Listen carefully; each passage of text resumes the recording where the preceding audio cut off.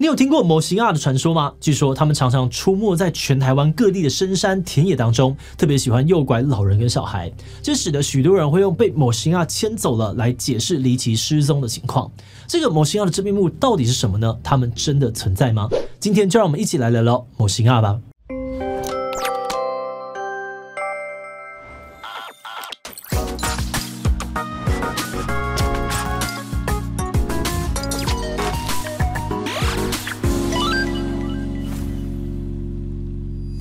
Hello， 大家好，我是志奇。你有看过《红衣小女孩》这一系列的电影吗？电影当中的红衣小女孩呢，取材自台湾著名的妖怪传说某型阿，而整个系列的电影不但累积了将近2亿台币的票房，更获得了4项金马奖提名，还曾经掀起一阵某型阿风潮。某型阿的传说几乎在全台湾各地都流传着相似的故事。有人说他们是山林里面的妖怪，喜欢诱拐老人家跟小孩，但也有人说某型阿传说讲的其实是过去早就灭绝的原住民，甚至还有人认为某型阿其实是外星人。那到底某型阿的真面目是什么？今天这集就让我们一起来聊聊各种关于某型阿的故事吧。不过在开始今天的讨论之前呢，先让我们进入到工商服务时间。如果你对议题讨论、分享知识很有兴趣，也正在寻找写作相关的工作，那就千万不要错过志祺七七的新职缺哦。我们希望能够邀请更多影片内容企划的加入，帮助我们制作更丰富的主题内容。在这里，你可以发挥搜集资料、整理观点的能力，把文字化为影响力，带领观众一起思考议题，让多元的讨论持续发生。不管你找的是全职工作，还是在家兼职接案，志祺七七都能够提供合作的机会。透过自由弹性的工作形态，我们希望能够让你全心的投入创作，也能够获得稳定的收入。如果你不确定自己适不适合写脚本，那我们也有提供稿费的适合作机制，让你实际体验企划的生活，跟总编交流你对于合作方式的期待。现在就给自己用写作实践理想机会，跟我们一起追时事、聊议题、发想新节目。现在就上我们的官网应征吧。老人小孩离奇的在山林里面走失，后来又离奇的在另外一个地方被人发现的故事，即使到了今天还是偶尔会听说。很多人都会说呢，这是某型阿在作怪的缘故。例如2020年4月，花莲县富里乡呢，有一位78岁的张阿嬷，在家里附近山区的公寮喂狗之后，却迟迟没有回家，让家人非常担心。家人于是报警，找了当地的青年组成搜救队入山找阿嬷，但是张阿嬷就像是人间蒸发一样，找了一整个晚上都没有找到。直到隔天的清晨村落长者说，这附近的山区以前就常常有人会离奇失踪，建议放个鞭炮驱赶山精、鬼魅还有某型阿。果然鞭炮放完了，就在失踪地点附近不到100公尺的瀑布旁边找到了阿嬷。阿嬷还说，她失踪的那天呢，喂完狗之后一直听到有小女生的声音，感到好奇就跟着声音走过去，走着走着后面的记忆就一片空白了。这让当地的居民呢和搜救队的成员都不禁疑惑，某型阿该不会真的存在吧？其实类似的事件并不少见哦。另外一个案例呢是2017年发生在彰化八卦山，有一位77岁的阿嬷失踪，7天后奇迹的获救。阿嬷说，这7天呢多亏有人陪她，但这个人到底是谁，至今仍然是个谜。而且不只是老年人，2014年呢也有幼童在台北的阳明山山区走失，3个小时之后呢，竟然在4公里外的地方寻获。当时让很多人疑惑的是，年幼的孩子是怎么样在短时间内穿越4公里山路的？那因为失踪到寻获的过程当中有太多难以解释的情况，所以有人就说，这些老人家呢跟小孩很可能是被某型阿给牵走了。但是这些被称为是某型阿的生物真面目到底是什么呢？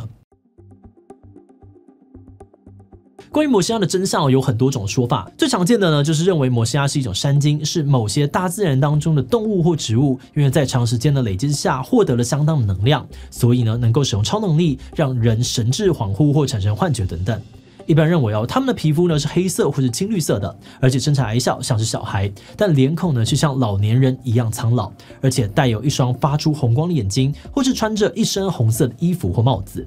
像是某型阿这样子的山精呢，其实在世界各地都有类似的传说。比方说呢，经常在电玩或者是电影里面出现的矮人和地精，他们在外观上面呢也是身材矮小，肤色较黑，居住在森林里面。在一些地区的民间传说里面呢，也流传着他们会诱拐人类。例如欧洲日耳曼地区流传的民间故事白雪公主，有分析认为在原版故事的剧情当中呢，很可能就是小矮人诱拐了白雪公主。不过也有研究认为台湾流传的某型阿传说呢，可能不是超自然的山精或者是妖怪，很可能是曾经真实存在的一群人。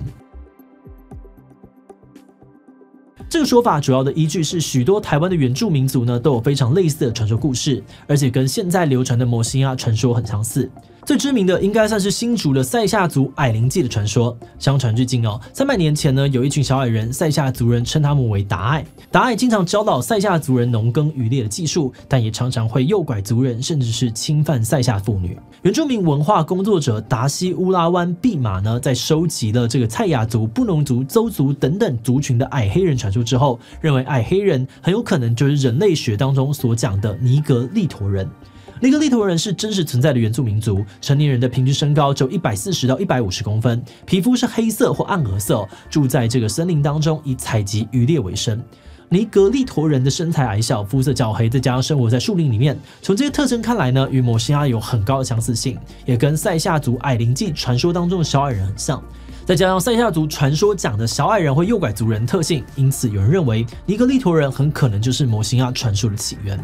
但对于这种说法也有人跳出来反驳。他们指出，其实台湾有不少地区的旧地名呢，就用摩西亚来称呼，而这些名称呢，大多聚集在台北盆地周围的山区，因此他们认为摩西亚的起源其实另有隐情。在台湾各地的地名当中，有用摩西亚来命名的，大多都在台北新北地区，例如新北的汐止，还有平溪附近呢，至今都还有摩西亚山摩西亚洞等等的地名。而在阳明山呢，也有不少关于摩西亚的传闻，例如阳明山国家公园的一个景点阳明书屋，这个里的旧地名其实就叫做摩西亚坎。有些住在阳明山地区的民众表示，以前要下山去士林上课，一定都会经过这个摩西亚坎，旁边呢都是田跟茶园，就有很多小孩被抓走，而且找不回来，或是要过几天之后才会在路边发现失踪的孩子。也有人说呢，只要山上起雾，就会在雾里面看见7、8个小矮人走过去。不仅如此，还有人说阳明山上呢有长得像小矮人一样的外星人在活动。1969年，有一位在阳明山竹子湖派出所任职的员警说，有一次因为总统蒋介石即将要来阳明山巡查，他就在确认辖区安全的途中遇上了一群很神秘的人。当时他带着狼犬在巡逻，走着走着，明明刚刚呢还是好天气，忽然七星山顶就飘来了一片乌云，云里呢闪着红光、蓝光、绿光。后来呢，云的底下就有一个透明圆盘状的东西冒出来，露出了一个阶梯状的东西。接着就有2、3个小矮人走下来，小矮人一出现呢，原本对着乌云一直吠的狼犬忽然就不叫了，头低下来，呜呜的低鸣，非常害怕的样子。很巧的是，这位警察描述的圆盘状飞行物呢，刚好跟当地原住民凯达格兰族的起源传说一模一样。传说当中，凯达格兰族的祖先就是乘坐着圆盘状的飞行物龟物飞来到了七星山，从此建立了凯达格兰王朝。因此呢，这个传闻让一些人认为阳明山地区的摩西亚很有可能其实是其他星球的外星人。不过有些人对此抱持着怀疑的态度，他们认为摩西亚诱拐人的现象其实可以用现代医学来解释。